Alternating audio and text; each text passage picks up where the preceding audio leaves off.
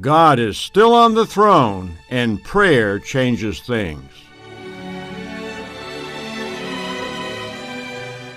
On the program today, Pastor Larry Spargimino talks with former Palestinian terrorist Kamal Salim about the recent ISIS attacks in Paris. The Paris attacks killed at least 129 people and continued to prompt raids and arrests in Europe and airstrikes in Syria. Here now is Pastor Larry and Kamal Salim. Thank you, Marvin, and greetings to all of our listeners. We're going to talk about terrorism and immigration. Our guest is our old friend Kamal Salim. He is president of Qum Ministries. Kamal has met the living Christ. He is a servant of the true and living God, an author, and also a powerful preacher.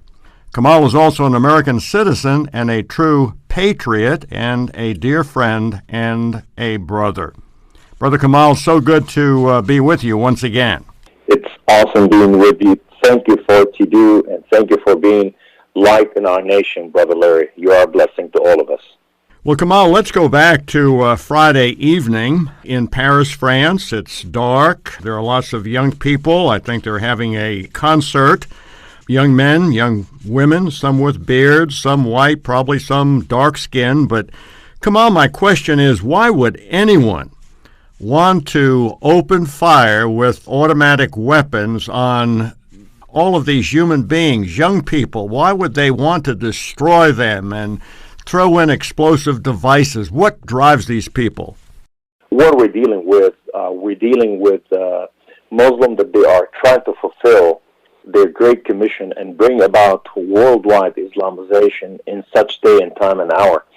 These Muslims, they do not look at the perspective of, what the foreign nation that is hosting them, as their hospitality. But they're looking from the viewpoint of Islam, and so therefore, when you study Islam and you study the Quran, you find 1/3 of it declares jihad on the enemy, and the entire, the Sharia law, it commands the Muslim. 1/3 of it is to declare war against the enemy. Islam is by intimidation, and by doing so, they hope that the country will become weaker and be subjugated to Islam, and that is the heart of the matter. And unfortunately, this is what Muhammad commanded them to do. Their prophet, he said, we are commanded by Allah to war against the people of the world until everyone become Muslim and declare there's no God but Allah and Muhammad his prophet. So therefore, it is their right to exercise what they're doing. Well, Kamal, just a few hours before the horrific attack in Paris, our president was being interviewed by George Stephanopoulos. And in that interview, Mr. Obama said that ISIS is contained, and that's a quote. Kamal, what does the president's statement about ISIS being contained tell you, and what should it tell all of us? Well, we really need to listen to the head of the FBI, the head of the CIA. They are talking different language than what our president is saying.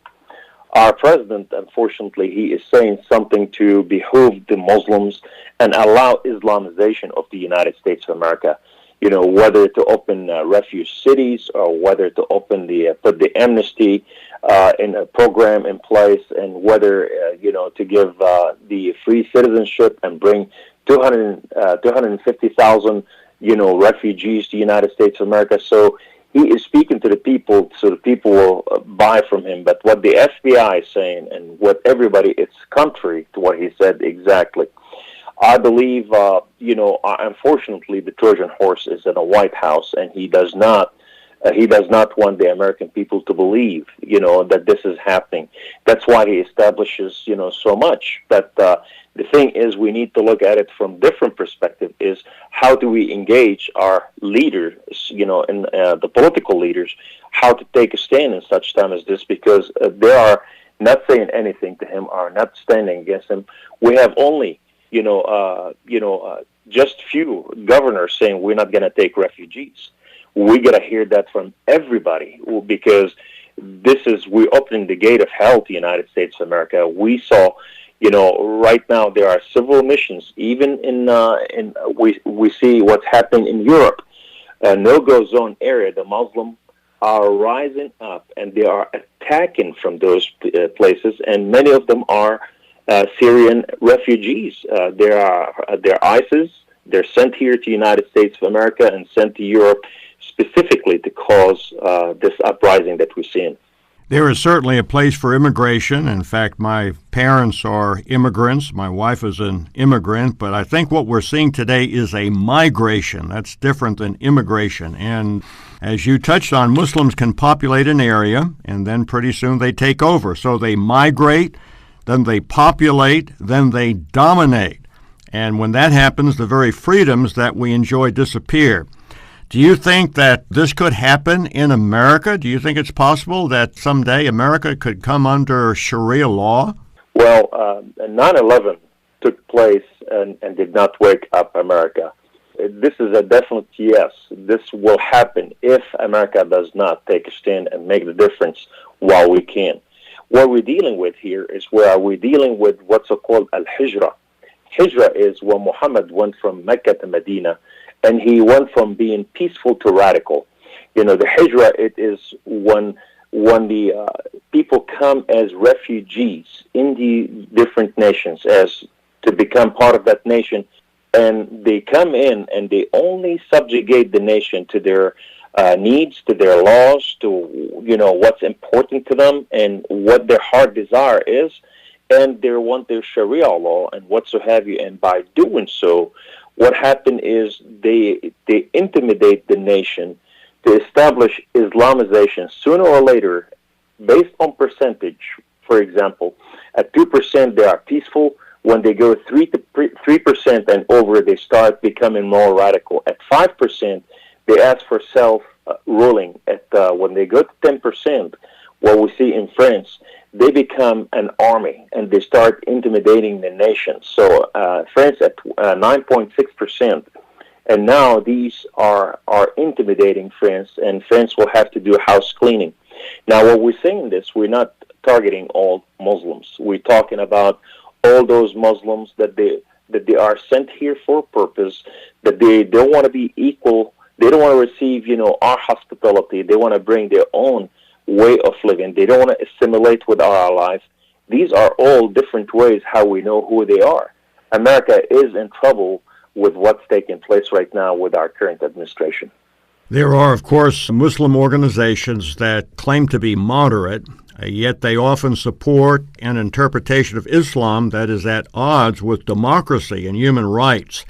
Tell our listeners about what life is like in a Muslim-majority nation. What about religious pluralism? What about human rights? What about education for women? What about respect for people? Does that exist in Muslim-majority nations? And if America becomes a Muslim nation, will that exist here? Peace in the matter that it's going right now, it will not take place. And what you just said, there's so much truth to it, and it's only going to become more ambiguous and causing a great divide in our nation.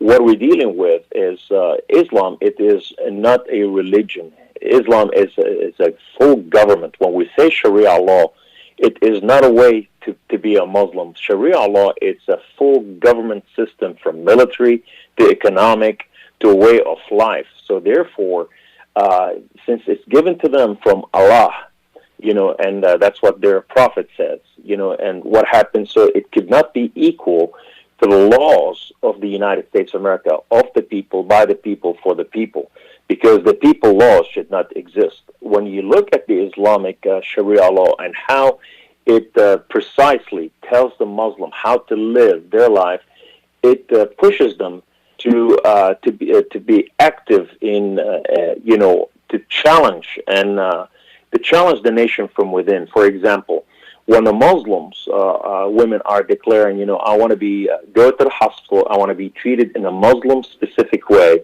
and I can't let the doctor touch me, it has to be a female, it has to do this Islamic way. They are instilling Sharia, and they put in their laws and their bylaws. When the women putting hijab and walking in our cities and demanding that everybody honor her, they are demanding from us is to honor their way of life. When the imam telling us, that we could not do this and could not do that, In here, when we invited them to this nation, we invited them to live in our hospitality and our very way of life. We see the Jews and the Christians, Hindus, Buddhists, everybody's abiding by the law. Islam could not abide by the law because the Sharia law by itself, it will cause clashes and causes, clashes of culture where it divides the culture by nature. And so the way of life will affect our future. And the only way they can really live in peace is to subjugate America to Islam.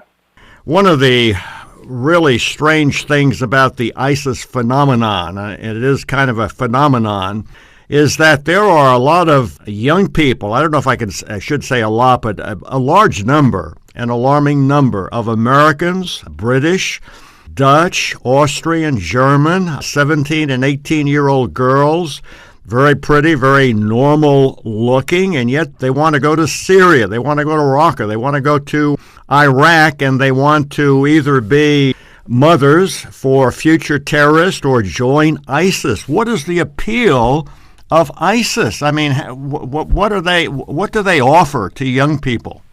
Well, the ISIS has perfected the internet, the social media, how to reach into young men and young women. What we're finding out, many of these men and women, when they go out there, and if they change their mind, there's no way they can come back again unless they become really radical, like the Somalis that we brought them to our nation to give them hospitality here and protect them and give them home and future. What happened is several hundred of those men went and women went and joined ISIS to fight, and now many of them came back to United States of America hostile. So when we look at these, it is a strategy to reach into the young men and women, because the focus on is whoever win, the young people, the young generation will win the future. That's what the battle is. And the methodology that they are reaching the young men and women with is a way of life, and it's comprehensive. There's no laws, and there's no rules. You can come here, everything that you've been taught, you don't have to abide in it. The book of 2 Peter speak about that specifically in the last days, what will happen and how people have so much knowledge, but they have no clue where they're going. So they're going after the clueless young men and women, those who have no friends, no hope, no future, and they are luring them with salaries, with marriages, with everything that you are accepted the way you are, and it is basically they tell them it's better than Disney. And so we have a theology of deception reaching out to them only to lower them in, and when they are lowered in, they are worked on until they become radicalized. And now they use them to sabotage the world. They become their cronies to do the work they tell them to do, and they die for it. I know having open borders and unrestricted migration must certainly create a law enforcement nightmare. I mean, I just can't imagine, with the many of the borders in Europe being so open, people coming and going virtually at will. That's certainly not a very safe situation. And the terrorists in Paris brought in automatic weapons and explosives, but they did so much damage. But I wonder if our president, I wonder if our leaders, I wonder if Angela Merkel realizes that if they brought in such large weapons, just how easy would it be for them to bring in one vial of anthrax? And I'm talking about a very, very small vial, not much larger than my thumb. I mean, it seems like we're just so ignorant of the real danger. They kill some 130 people, but have people ever thought that it would be very easy to kill 100,000, 200,000, 300,000, maybe a radiological device, conventional explosives that are mixed with radioactive materials? When it's detonated, there would be that radioactive dust that would settle all over Paris, maybe all over France, maybe all over Europe. I mean, I like escargot, but I don't want to eat escargot that's glowing in the dark, and that could happen. Speak a little bit about some of the possibilities of these weapons of mass destruction and how easily a terrorist could bring that into a country like France or even America. Absolutely. Again, General Jerry Boykin, my dear brother, and myself, we talked about that in another book that you featured previously, about how how easy the United States of America could be brought down in overnight. They can shut the government and they can create lawlessness in the land. Today our borders are open and they are coming through the borders by the thousands. And when you talk to the sheriffs in Arizona or in Texas or, in California, they tell you, we receive several thousands. And today we are seeing our current government practicing bringing several airplanes from overseas loaded with Islamists, with radical young men, to come to the United States of America without the knowledge of the borders. These are coming hosted, with the 6 million citizenship that our government, took for granted, and it's given it to these people. But the thing is, today they are not coming through the Mexican border only, but they're coming legally through the Canadian borders. And today our seaports are open. There are no security over seaports. When I lived in Europe, and the way we smuggled weapons, it came through the seaports. All of it came about, and and that's the easiest way, because over there the law is totally different. When you give bribe, you can move a lot of things through. And today with Iran, given the permission with this unholy alliances that America did, the accord with Iran, this will help and provide Iran with tons of dirty bombs. All that waste that they're creating from the new killer manufacturer, what's to happen, all of it will be shipped to the United States of America, and it could be sealed with lead where it will not leak. And in here, it could be moved in shipment. If all we have to do is allow them to do it, and all they have to do is allow one to move in the United States of America. These people are not training only for anthrax and dirty bombs, but they are practicing also already. The Russians are teaching the Iranians, the Shia, the Hezbollah, all of them, how to do the EMP. This is very doable. All they have to do is rent an airplane and go to certain heights in the United States of America and detonate.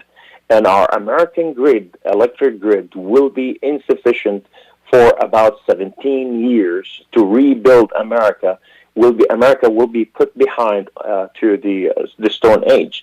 Now, I'm not saying this to scare American people, but these are facts. Well, I know you have a heart for God, and I also know you have a heart for the descendants of Ishmael, and we've spoken about that so many times. And when I'm with you, we've prayed together, we've had fellowship together, we've eaten together. You just have such a love for all Muslims, and you were once a Muslim, and now you are a Christian. So there may be some Muslims listening today, and we want them to know that we don't hate them, we love them. But Kamal, what can Jesus Christ and the new birth and the Holy Spirit do in the life of a Muslim man or a woman or a Muslim boy or girl? Brother Larry, I hated Christianity with such a heart. I thought everything that you do is fake. Your God is fake. Your religion is fake. Everything, it's just a perversion. The reason why I felt this way is here you have a God that he slept with Mary and he gave her a boy. And here's a God, you call this guy Son of God, and he is God's image, that he came out of a woman. A woman is not equal to a man. So why would God will allow something like this? Why would he call himself God, coming from the way we looked at it as a bloody mess? And he is brought up by a woman, not by a man, and what so have you. We looked at it all upside down. So we believe that this is a perverted religion. It's done specifically to destroy humanity. So, and we believe that Islam, all prophet, including Jesus Christ, that the Muslim believe in, that he is only prophet, and he is nothing extraordinary. He's just like Muhammad, like anybody else. And he is, so therefore, he is a Muslim. We didn't believe that he's Christian. But the confusion in Islam, we have no intercessory understanding with God. We have no understanding where we're coming from and where we're going to. Even the theology that we are commanded to follow it without understanding, it put us in a place of a dark ages. So therefore, we have to follow something and do it because it's just like cattle methodology. While in Christianity, God is asking you to have a relationship with Him, comprehensive, to hear His voice, to know Him, to know His heart, and to let you know you don't have to work for it. You don't have to die for it. You don't have to be anything, but it is God-given gift for you as a Muslim. So you don't have to be, to be with hate with everything else. And here's the difference between Islam and Christianity. God speaks. God reaches, God heals, God provides. He is a God of His word. What He said, He does. In my world of Islam, nothing of this happened. My word was going no further than my lips, but going down. But in Christianity, this living God, when I had an encounter with Him, He is a true living God. He is a loving God. He is a giving God. He's a forgiving God. Over there, it doesn't matter where you came from. It's in Him. All things are possible. In Him, all things are true. So therefore, only a true creator can do something like this. There is no one else can provide this except the true living God, because the other God demanded my life and my blood, while I was in Islam. When I came to know Christ, He gave me His life and His blood that I may have liberty and freedom. The thing is, we need to let know the Muslim out there that this Christianity, if you have not heard from God, of Allah, your God, we want you to know that God loves you, God of heaven and earth, and He created you in His image for His purpose, and you are very special to Him. And today we want you to know that God wants you, because He said He has a plan for you and He has a future. So we invite you to come and understand what it is all about. You can reach us and know and ask us those questions. Don't just do it. Ask us. Challenge us. We want to share our love with you, because our religion is not for us. Our belief is not for us. It's for all. Jesus said, my house shall be called house of prayers for all nations. Well, Kamal, we are just about out of time. Dear brother, it's always a delight, and I just get excited. I can feel the Holy Spirit when we talk, whether we're face-to-face or 1,000 miles away. Dear brother, thank you so much for this wonderful interview. Thank you, Brother Larry. And we'd like all pastors to know we came from among them. We teach on this subject, and we are preparing the church to receive the masses of Muslims. Bring us to your city so we can be part of your teaching. God bless you. Well, Brother Marvin, come to the mic and tell our listeners once again how they can get this special offer, the book by Kamal Salim, The Blood of Lambs. You can have a copy of this eye-opening book, ISIS Exposed, Beheadings, Slavery, and Radical Islam, for a gift of $30 in the United States and $35 in Canada. To place your order, just call the call center at 1-800-652-1144. You can also order by writing to Southwest Radio Church at Post Office Box 100, Bethany, Oklahoma, 73008. And remember to visit our website at swrc.com, where this book and all of our materials are available. Also available is the book by Kamal Salim titled Blood of the Lambs, yours for a gift of $30. Better yet, get both books, ISIS Exposed and Blood of the Lambs, for $55. When you order both books, we will include at no additional charge the DVD set, The Beautiful Truth by Kamal Salim. That's a $78 value for $55. 2 books and 3 DVDs. Call now, 1-800-652-1144. Stay tuned over most of these stations for our Bible in the News article on the Watchman on the Wall program from Southwest Radio Church.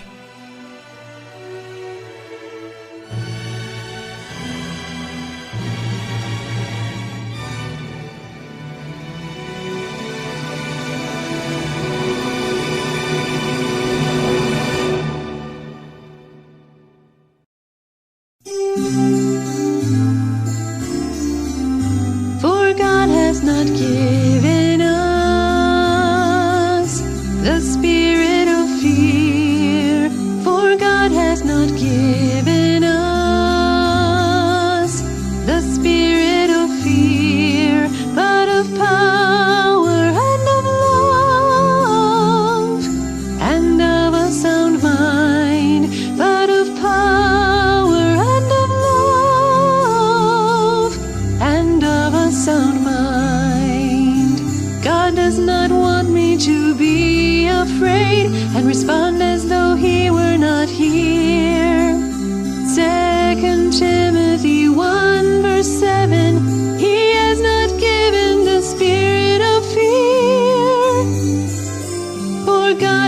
not given.